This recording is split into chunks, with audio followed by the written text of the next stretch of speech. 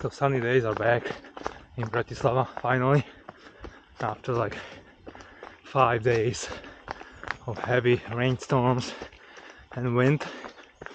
And a lot of areas are still not in a great shape. It seems like these trails over here are actually quite dry and nice, although I assume that many trees fell down, so hopefully it's going to be only better. Such a rapid change of the weather.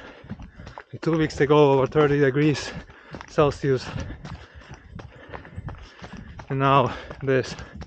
Crazy. Well, anyway, 3 days till the race. I'm doing a little trail run just for like 90 minutes to feel the trails and to also be sure that these shoes are working properly.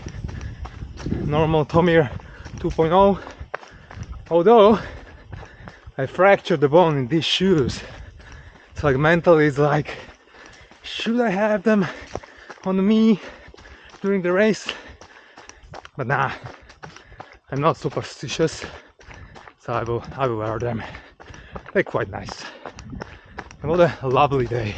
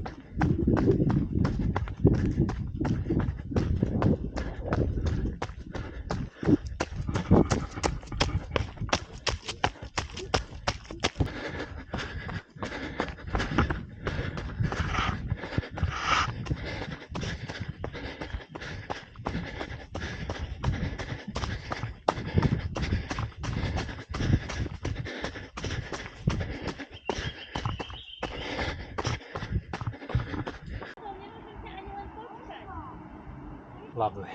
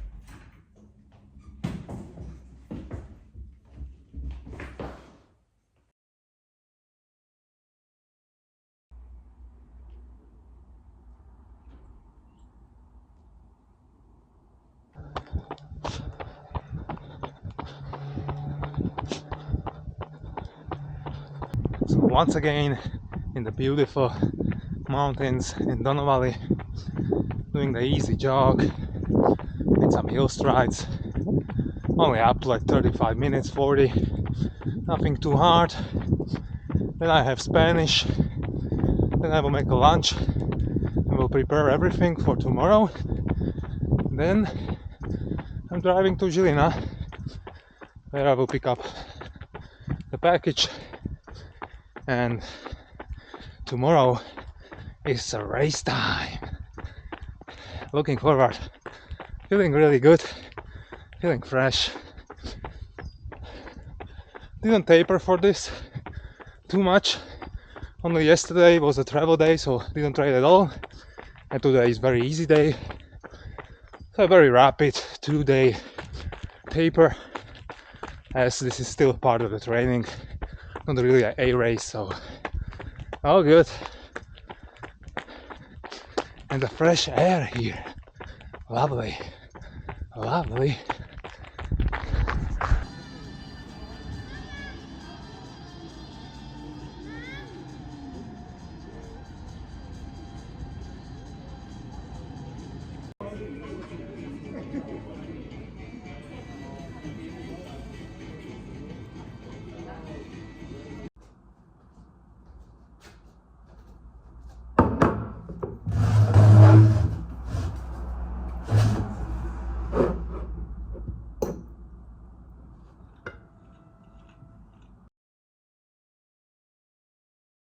Postupilo tak správo, spoločnosť striedoznačnou a oni majú normálne všetky, akože veci robia a také ekologicky udržateľné a že malo by to príkať.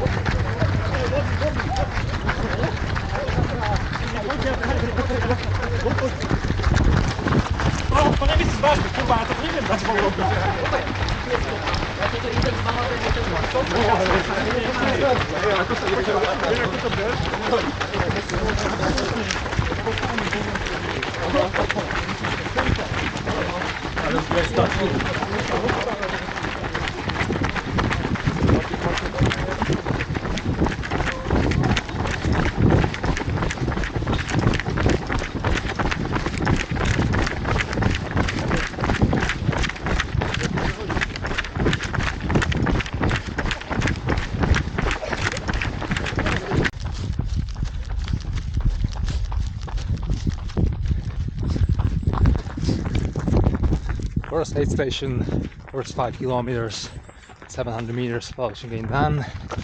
Now we're going to the section with 17 kilometers, roughly 800. Another big ass climb here, pretty steep, nice weather, good day, good day.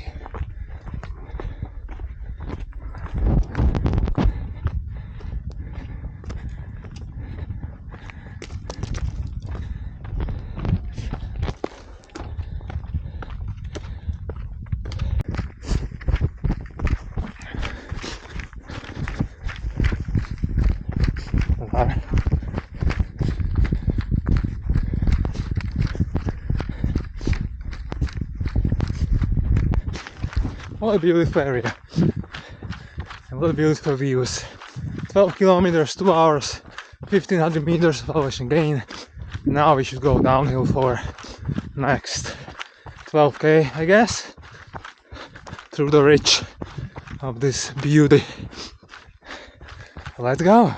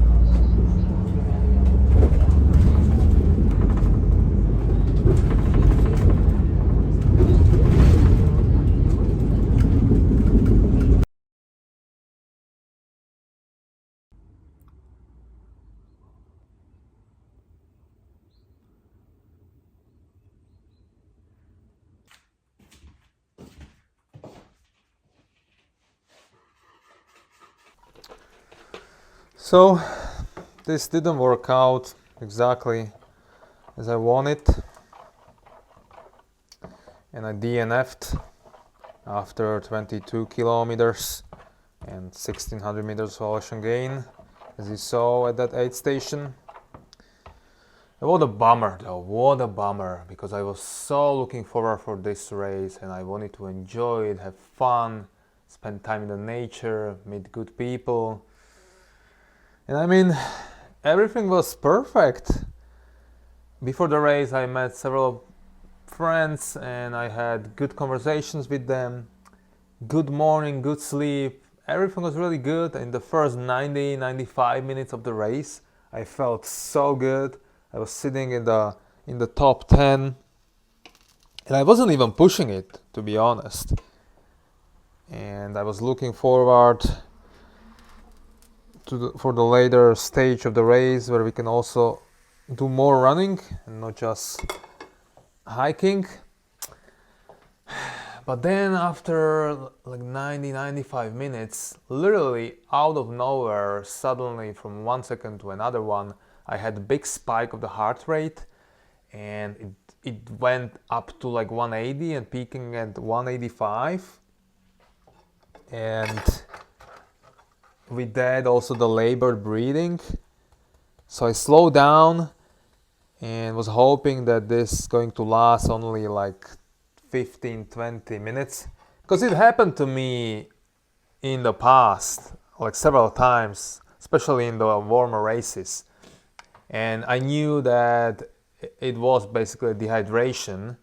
But when I slowed down and had some water, as I said, it lasted like up to 20, maybe 30 minutes, but then it was better. But not this time. I had some water, slowed down, but even on the downhills, my heart rate was still like 165. And I wasn't even like pushing the pace or anything. So I knew that that's not good. So I came to the aid station hoping that I will sit down, I will have water, and it's going to be good. But even after 10 minutes, when I was literally doing nothing, just sitting and drinking water, the heart rate was still like 150. And it wasn't even like malfunction of the watch or heart rate, because I could literally feel it in my body, that my heart was like almost like in my neck and very labored breathing. So then I was thinking like, okay, what happened? Like, why such a sudden change? I felt so good and then I didn't feel good at all. And then I saw my running vest and my t-shirt, and I had these salty white marks all of the vest and t-shirt. So that was the sign that dehydration was present. And then And then I was thinking like, okay, how much water I actually had. And retrospectively, I found that I basically had only like 900 milliliters in those 3 hours and 15 minutes. And I know from the past and from experiences that if the race is warmer, so over 20 degrees, I need at least, or like up to 1 liter of fluids per hour. So I was already in the depth of the water, of the fluids, like 2 liters. So of course I was dehydrated, and as we know, when you dehydrated, the overall volume of the water in the blood decreases, but the oxygen demand is still the same or even increase, and with that also your heart rate will increase, will be elevated, because it needs to meet the oxygen demand of the body and of the activity you do. So I'm not surprised by that. I'm just surprised it happened so suddenly and already after 90 minutes. I would understand that if that would happen after like 5 hours of being dehydrated, but happening that so soon was weird. And then I was thinking that maybe that it could be also the sensitivity to caffeine. I didn't have the usual coffee and tea in the morning, but I had or took the 100 milligram pill 45 minutes before the race. So it could be that it peaked after like those 2-ish hours, and it could be the case for me that the combination of the race conditions and like having adrenaline and excitement and elevated cortisol in the blood, and the combination with dehydration and the warm weather and the caffeine, it maybe seems like I'm struggle with that, and that maybe means that I can't really take any caffeine whatsoever in the future races if I don't want to have similar problems. But primarily it was dehydration. And to be honest, such a rookie mistake. Such a rookie mistake, because I knew about that and it happened to me in the past, so it was something I had under control.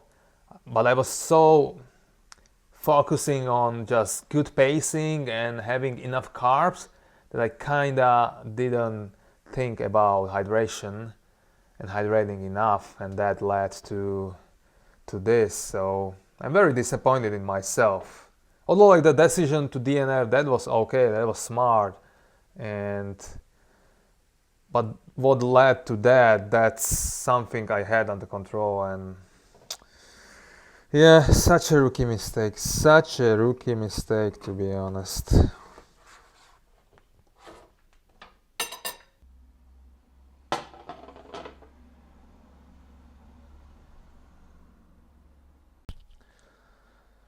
So it seems like this is the second failure in the row.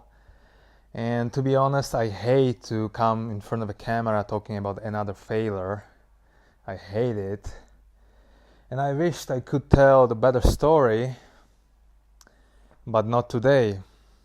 And yeah, I told myself at the beginning of July when I started shooting these videos that I want to be honest. I want to show what truly running is about, and it's not just about ups, it's also about downs, and I want to document that, and I want to show that running is not just about the wins and spectacular celebrations and all these things, but it's also about failures and frustration and looking for the answers and having many questions. And although I don't like these failures and don't enjoy them, I also tend to believe they are a great source of knowledge and lessons, and they brings a lot of interesting questions. And I tend to also believe that questions are what drives us. So I will keep looking for the answers and for the keys to unlock new levels, because that's truly the fun part of this whole thing and of training and everything. And what fascinating sport running is, truly, and especially ultra running. So many factors you need to understand and unlock and connect to each other. Such a fascinating sport. Love it. Love it. Anyway, thank you for watching and see you in the next one. For the Reds to rise, here come the lights. And the Singapore Grand Prix is underway. Good reaction time for Lando Norris, who will hold the lead.